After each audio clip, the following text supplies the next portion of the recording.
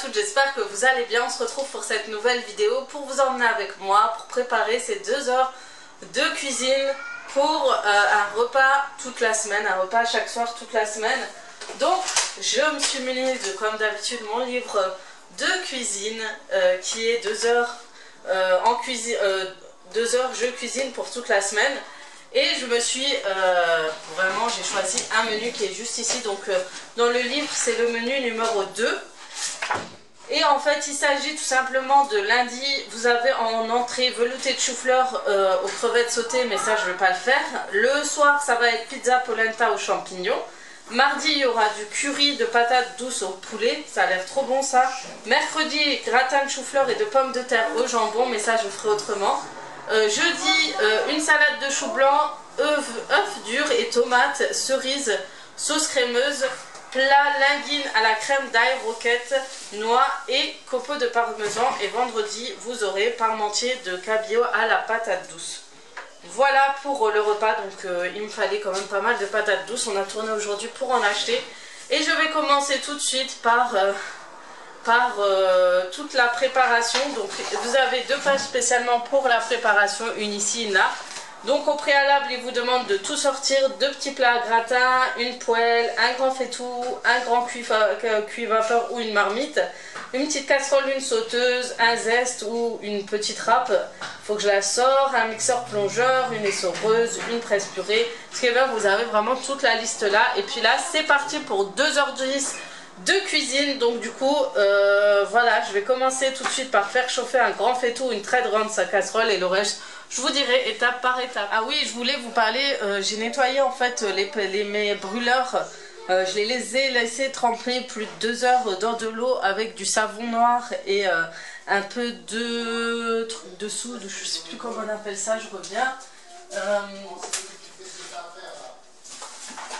Du cristaux de soude. Alors je sais pas si c'est bien ou pas qu'ils soient légèrement enfoncés, mais je vois qu'avec le temps, voilà, ils sont nickel. Et en fait je les avais mis malheureusement lave-vaisselle, et en fait il faut pas du tout les mettre, et ça m'avait laissé plein de petits points et plaques blanches. Et voilà, depuis que je les ai mis, ils sont nickel, ça a enlevé tout le gras, mais vraiment tout le gras, ils sont comme neufs en fait. Et ça, je suis choquée. Bon, après ils ont un peu foncé, donc je pense que c'est pas très bon, je sais pas, mais je le ferai une fois, vraiment rarement. Mais ça me les a bien nettoyés, quoi. Franchement, ça a enlevé l'effet rouille que j'avais. En fait, j'avais de la rouille, ça a tout enlevé. Oui, en plus de ça, ça s'était rouillé légèrement à cause justement de... En fait, c'était un peu comme ça à l'intérieur. Vous voyez, je sais pas si on voit. Et puis maintenant, ça va beaucoup mieux, là. Donc, je suis assez contente. Donc, voilà pour la petite astuce. Donc, c'est super bien de faire vos propres recettes. C'est aussi efficace.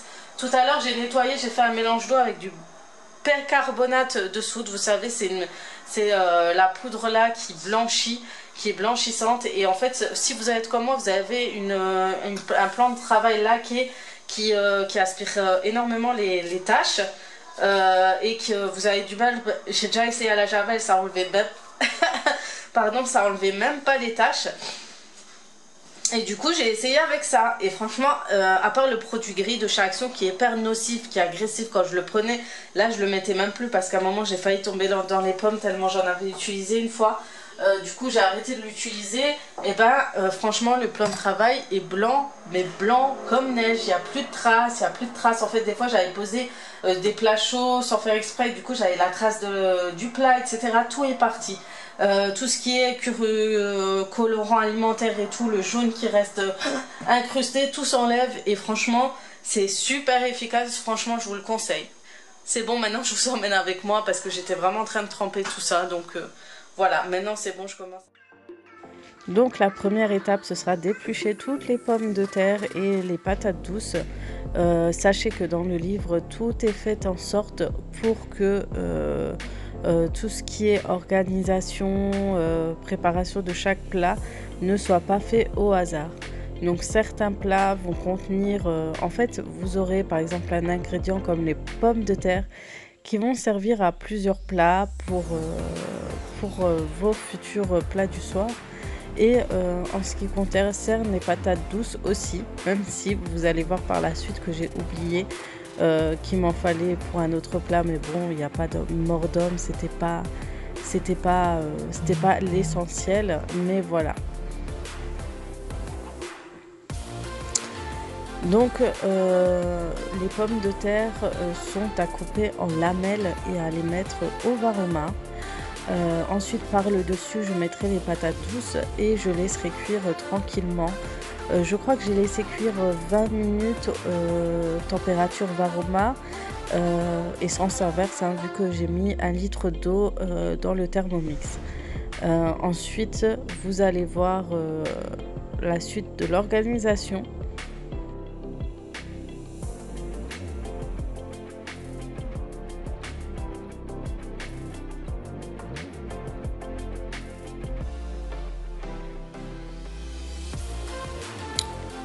Donc pour les patates douces, ça sera de couper en dés plutôt qu'en lamelles pour éviter que ce soit trop cuit. Entre temps j'ai chauffé une gamelle d'eau bouillante pour le chou-fleur.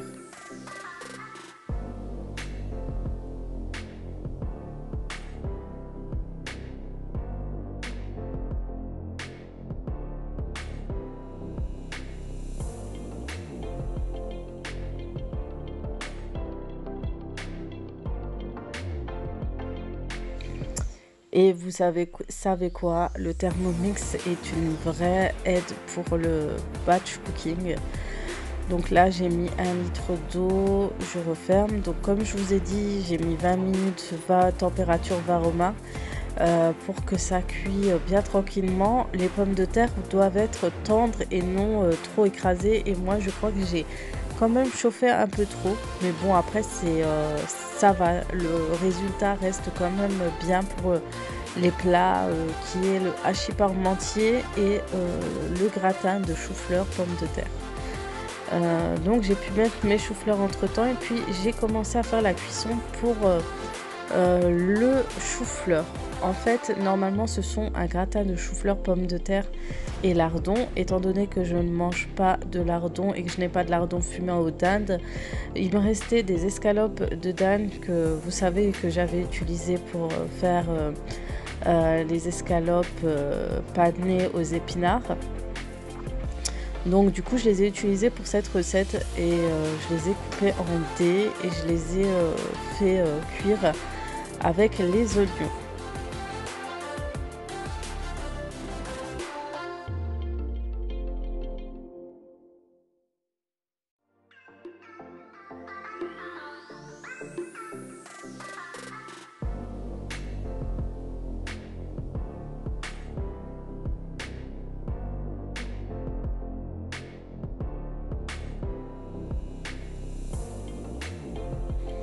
Donc ensuite je rajoute mon huile d'olive, en général on met 1 à 2 cuillères à soupe.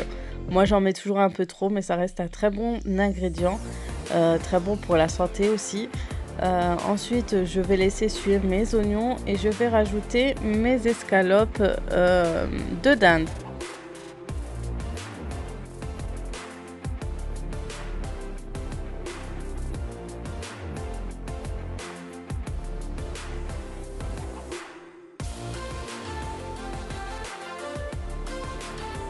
On rajoute ensuite l'escalope dans la poêle, on met du sel, du poivre, un petit peu de curry. Je rajoute toujours un petit peu, je crois que vous allez voir dans mes recettes, c'est toujours un petit peu mon ingrédient secret, et un peu de gingembre. D'habitude je rajoute du curcuma, mais cette fois-ci j'en ai pas mis, j'ai dû zapper. Je rajoute un peu de coriandre que j'ai congelé, que j'avais congelé auparavant. Et puis je vais laisser cuire tranquillement. Et puis là j'ai rajouté quelques épices indiennes.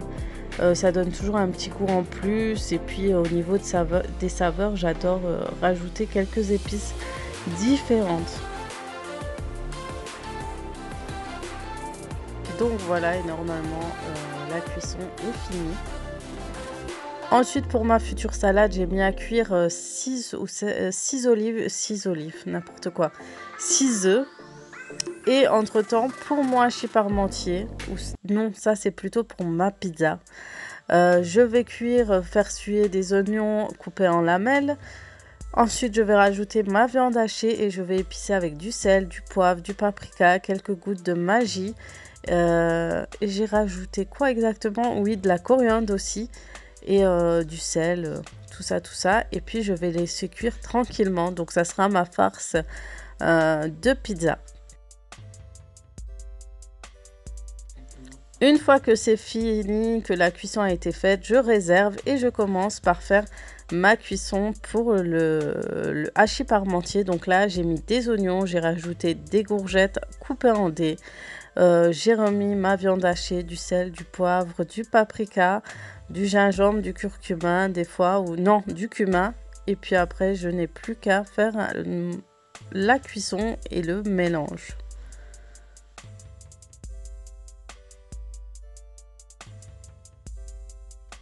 Donc je vais écraser un petit peu ma viande hachée et laisser cuire et couvrir à feu doux.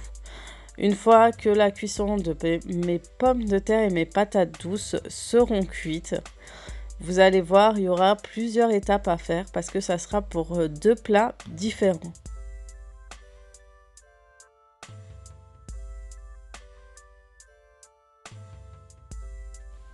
Donc, dans un premier temps, on va commencer par préparer la soupe ou le velouté de chou-fleur. Je vais mettre de la crème fraîche, donc une boîte de 20 centilitres, un verre d'eau, voire deux selon la texture dont vous voulez. Vous rajoutez du sel, moi je rajoute du poivre et de la noix de muscade, quelques poudres, hein, pas beaucoup. Quelques pincées plutôt, je voulais dire. Donc une fois que j'ai bien épicé, je vais faire 10 secondes, voire un peu plus, voire 20 secondes, vitesse 9. En attendant que je mixe, bien sûr, je regarde toujours la cuisson de mes autres préparations. Et puis le velouté est prêt, donc vous allez voir, je vais le réserver en attendant.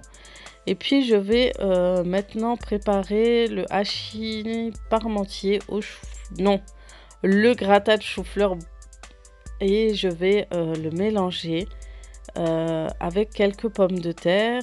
Je vais rajouter du sel, du poivre, de la noix de muscade et puis je vais mixer mais vraiment légèrement pour éviter que ce soit trop écrasé.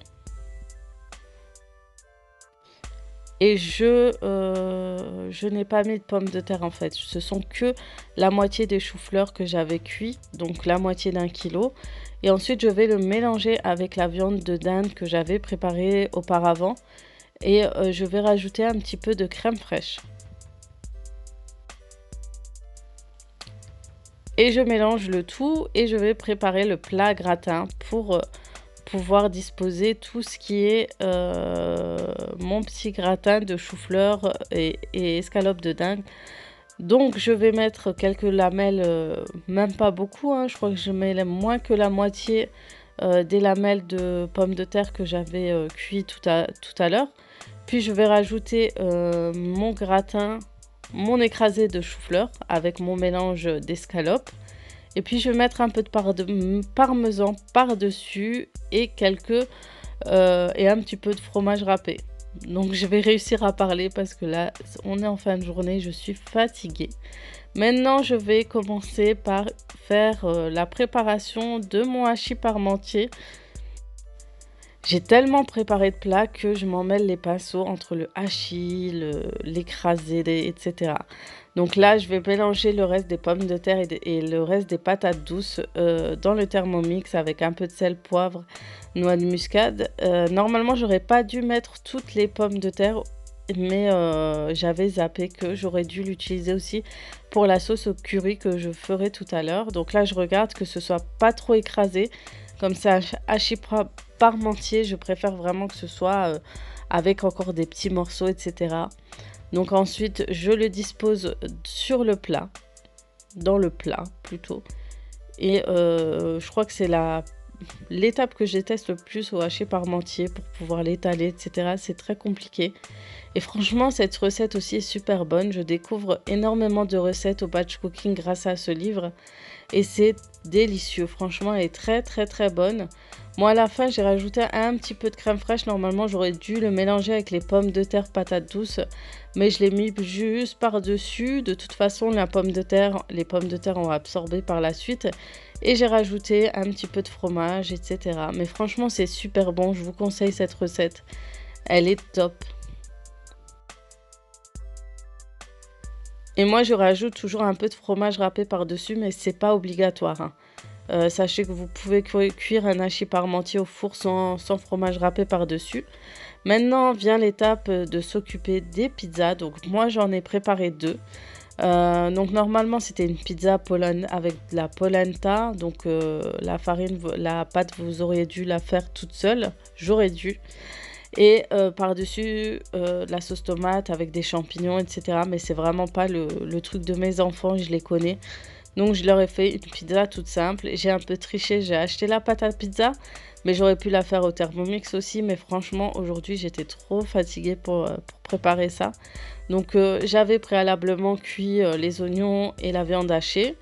Et en général, je rajoute du poivron, mais j'en avais plus. Et du coup, je prépare la sauce tomate.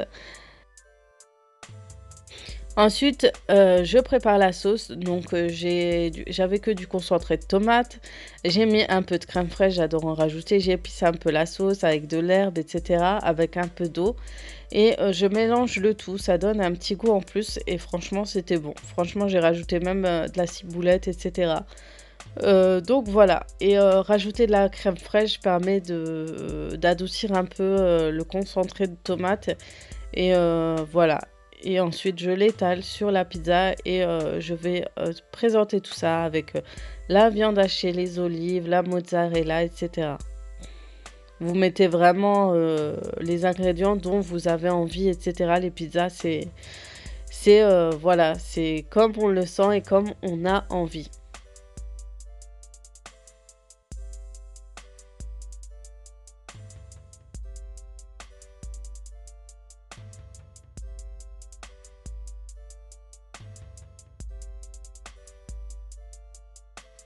Et voilà la petite présentation. Donc j'ai rajouté 2 olives différentes et je parsème tout ça de fromage râpé.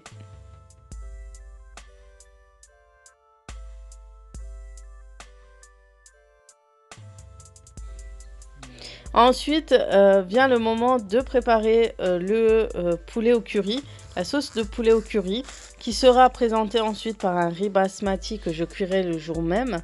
Donc là, j'ai fait frire les oignons. Enfin, vous les faites à feu doux, hein, parce que là, j'ai fait vraiment à feu vif.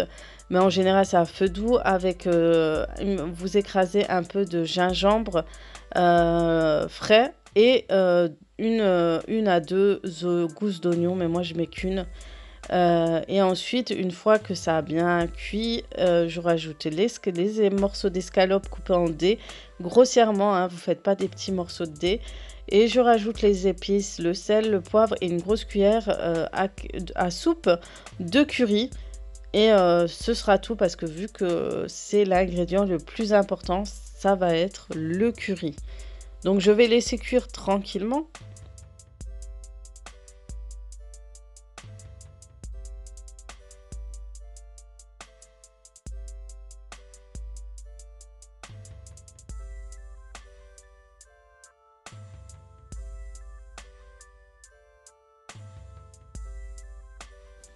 Une fois que ce sera cuit, je vais rajouter en fait tout à l'heure la tomate concassée.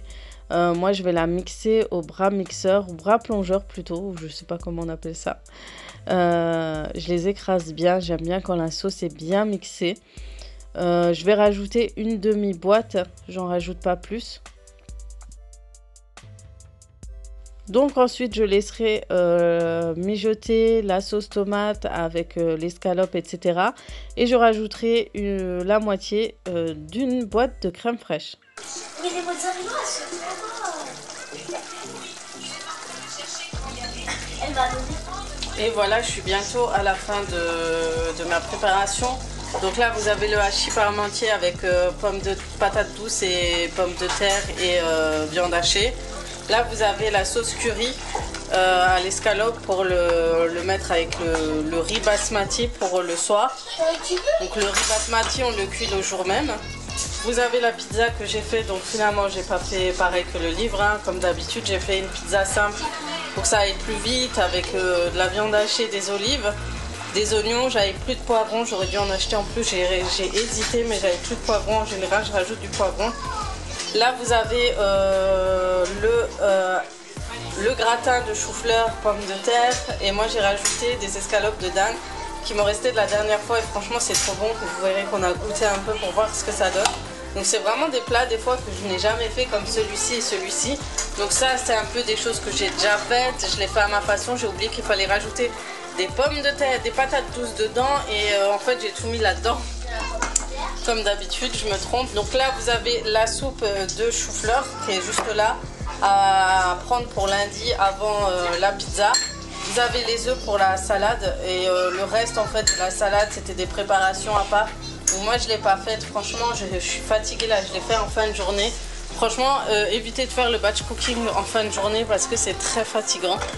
Le meilleur moment c'est vraiment comme j'ai fait la dernière fois, soit tôt l'après-midi, soit tôt le matin, vers 11-10 heures, avant le repas, genre pour préparer en même temps un repas pour le midi, donc voilà. Donc j'ai encore juste une pizza parce que j'en ai fait 2 au four pour une ce soir et voilà. Et voilà les filles, cette vidéo se termine. Franchement sur le coup, quand on fait, on est vraiment stressé, fatigué, enfin moi pour l'instant parce que je gère pas encore le système du batch cooking. Franchement j'ai encore du mal, mais après je gère etc. Le seul plat que j'ai pas vraiment finalisé en fait, je vous montre c'est lequel. C'est la salade de choux blanc, œufs durs, j'ai cuit les œufs avant, tomates cerises, sauce crémeuse et ensuite vous avez les linguines, donc c'est des pâtes à la crème d'ail, roquette, etc. Enfin il faut aller faire la crème juste avant, etc. Mais je pense que je vais faire le jour même. En plus jeudi je pense que ça ira. Voilà et c'est tout, hein. Franchement sinon ça a été, j'ai changé juste 2-3 plats comme d'habitude. De toute façon je vous mets les recettes, maintenant j'essaye de suivre et de vous mettre les recettes petit à petit en barre d'infos parce que vous me demandez souvent les recettes et vous voulez voir encore cette semaine. Donc voilà, comme je disais sur le coup c'est très fatigant, on est fatigué, 2 heures intenses de préparation de plats. Mais sur le coup après on se dit ouais c'est trop long, laisse tomber, je galère pour ça et tout. Mais après la semaine, une fois que vous passez la semaine, bah, vous êtes bien contente d'avoir fait passer 2 heures en cuisine et d'avoir la soirée pour vous. Profiter avec votre famille, vos enfants etc. et vous dire et pas vous poser cette fameuse question qu'est-ce que je vais préparer à manger ce soir. Donc voilà, du coup le menu de la semaine je le fais en fonction du batch cooking le soir et le midi j'essaye de trouver 2-3 trucs à faire. Maintenant que mes enfants auront un rythme et ne mangeront pas tous les jours à la maison. Donc voilà, en espérant que cette vidéo vous aura plu, que ça vous aura fait plaisir toute cette petite soirée spéciale repas. N'hésitez pas à commenter, laisser des commentaires, dites-moi ce que vous en avez pensé. Si vous avez déjà testé le batch cooking depuis que vous avez vu ma première vidéo sur le sujet, n'hésitez pas à partager tout ça même sur Instagram, vos plats etc. Moi ça me fait toujours plaisir. Donc je vous mettrai le livre en barre d'infos, c'est vrai que je le dis et des fois j'oublie de le faire, donc cette fois je vais vraiment le faire. Si ça intéresse, parce que beaucoup de filles m'ont encore redemandé qu'est-ce que c'est, quel livre exactement j'ai utilisé, donc voilà. Donc n'hésitez pas à vous abonner, à laisser des petits pouces bleus, donc vous savez que ça aide, j'arrête pas de vous saouler, des pouces bleus, des pouces bleus. N'hésitez pas à vous abonner si ce n'est pas encore fait et à mettre la petite cloche à côté de mon pseudo. Donc voilà, je vous dis très bonne semaine à tous et je vous dis à très vite pour d'autres vidéos. Ciao ciao.